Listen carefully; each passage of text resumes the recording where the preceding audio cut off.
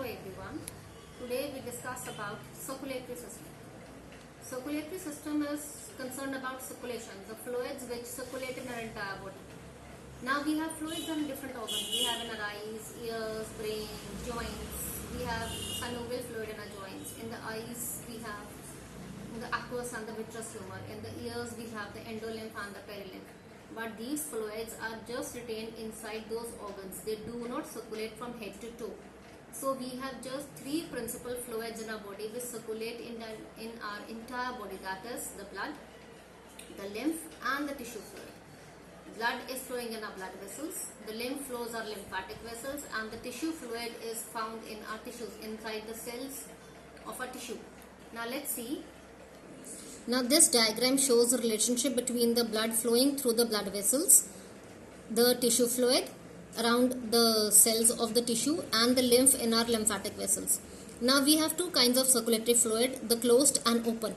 Closed circulatory fluid is found in our body, that is in the vertebrates, and in this it is flowing, the blood is flowing through the blood vessels. Then we come to, because from here this is given into the finer capillaries, and the plasma from the blood diffuses out of capillaries into the cells of a tissue, and this forms the tissue fluid. From the blood in our blood vessels, it is giving off, when it divides into capillaries, the liquid part of blood oozes out, that is the plasma, and that forms the tissue fluid. Now this tissue fluid which is surrounding the tissues is giving oxygen and nutrients to the cell, and it is forming carbon dioxide and waste matter that is again taken by the blood back to the heart. So some part of this tissue fluid is absorbed by our lymphatic capillaries, and that forms a lymph.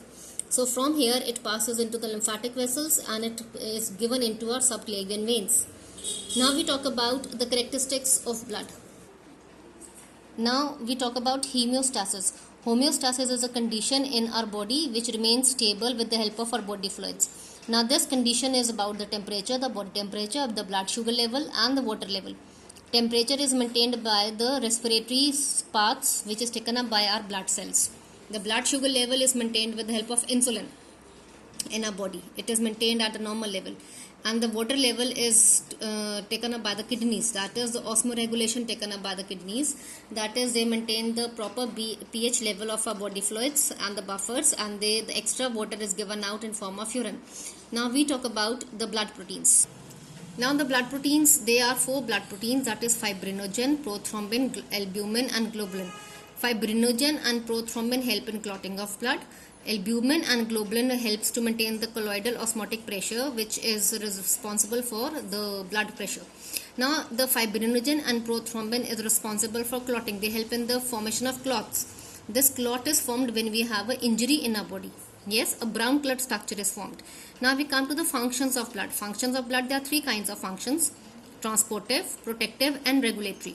We come to the transportive functions. Transportive, it is transporting oxygen, carbon dioxide to our tissues. It is transporting the food which we eat, that is digested in our stomach and intestine and given to our tissues.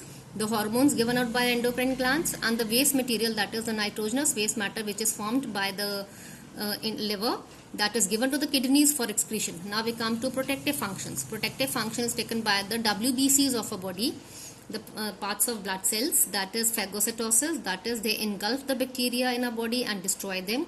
The WBCs form antibodies against the living matter. They form antitoxins against the toxins. And the platelets which are found in our body, the blood platelets, they are helping to form a clot when the injury is there. Now we come to the third kind of functions, that is the regulatory functions. Regulation is of the body fluids we have done earlier, that is homeostasis. That is, they help to maintain the normal body temperature by giving out sweat, and some part of that is lost as heat to our environment, and the sweat is causing a cooling effect to our skin. Then the blood sugar level is maintained at normal level with the help of insulin, which is given out by our pancreas.